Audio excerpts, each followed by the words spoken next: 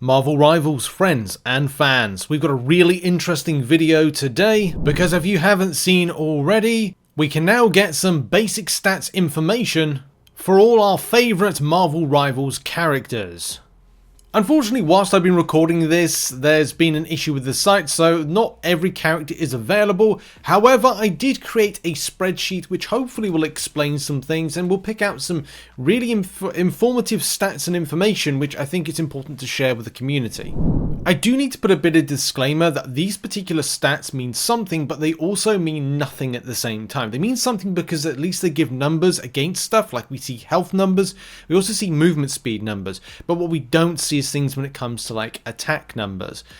And it's all a bit moot when you consider the fact that this game is centered around playstyle and skill, and also abilities. The abilities can awaken and open up more health, more damage, another potential which, as we said, it kind of gives the impression, yes, great health numbers, but it doesn't mean a lot. It means something, but not a lot.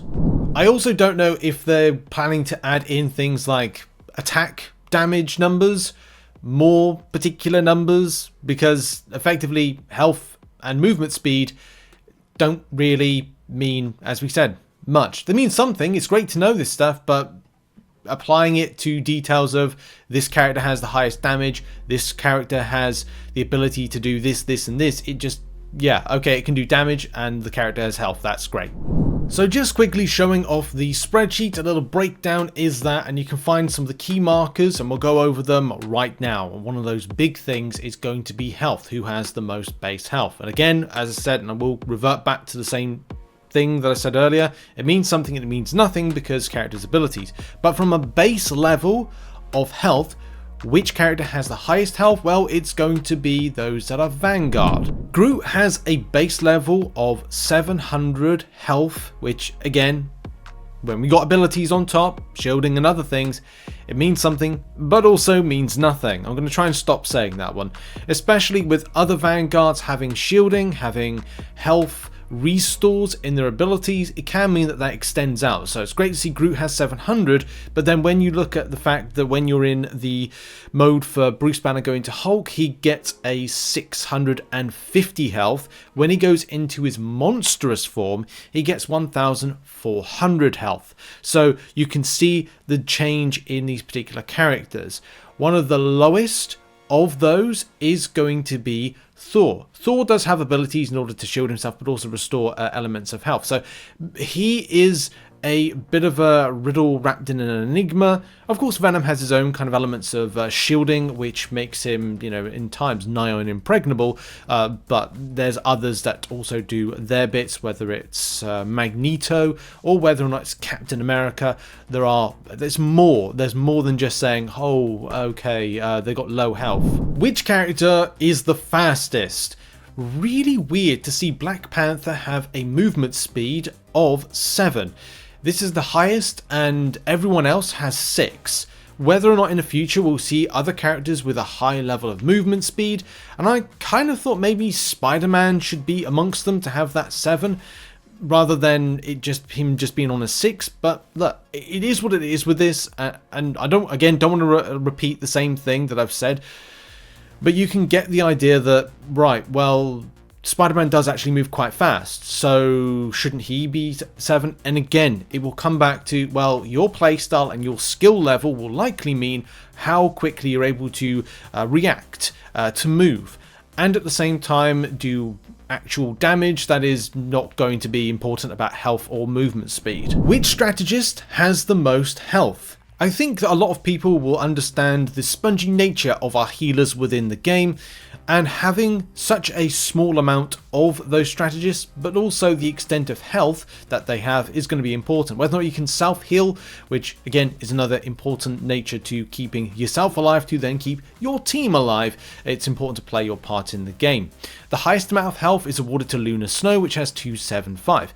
She has that, but at the same time, who's on the lowest? The lowest of this is, well, there's a lot. Everyone else is on 250. Rocket's on 250.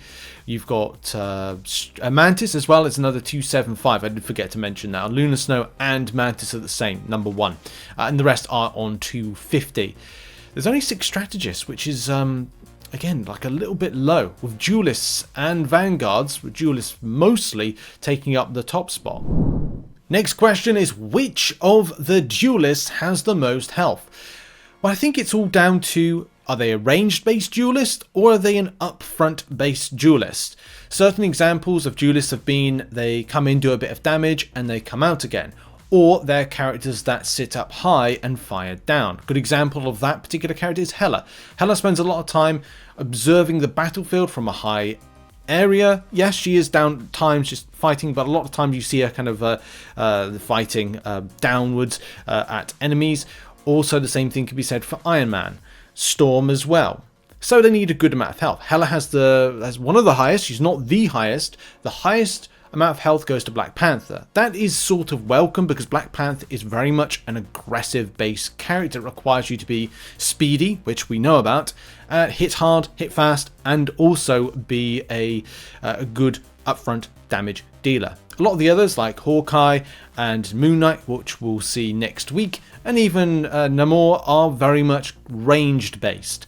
Psylocke is, and also Magik are this kind of dip in and dip out kind of characters where they're like, okay, we're going to hit a little bit and then escape, or look to be quite like a rogue in the game like World of Warcraft and various others in that type of class role. And maybe disrupt some of those strategists, stop them healing, and take them out. They're on 250 health, which, funnily enough, is the same for a lot of the duelists. Most of the duelists are sitting at 250. Now, that's probably because they're a lot more spongier, but do a lot more damage. You know, Punisher is a good example of that. Spider-Man is a good example for that. And now on to our final question, which is, well, what's the class totals looking like? Based on what we've seen so far, we have got and this is based on 28th of November at 1 PM GMT. I am having my lunch right now whilst I'm recording this video on my lunch break, to tell you that we have 8 Vanguards, 13 Duelists, and 6 Strategists. Now, what does that mean for the future of the game on launch? Well, we're a bit thin on Strategists. I hope that we see some announcements in the coming week. I'm sure we will, to give us a bit more of a flair of what is to come. Now, there's 33 on launch, so of course, Marvel Rivals and NetEase are holding on to some of the better ones that are going to be coming, more fun ones. But if we get Black Widow announced, then it's like, oh, there's another duelist coming, and then we were up to 14. But at the moment in time, that is giving us, what, 28? 8 plus 13 gets us to 21, no, 27.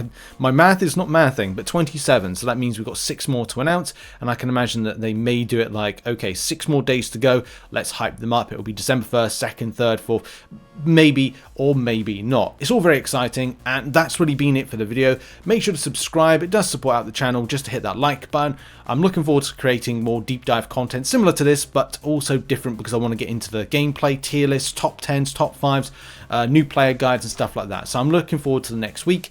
I appreciate you all very much, and I'll see you all soon. Have a lovely day, and goodbye for now.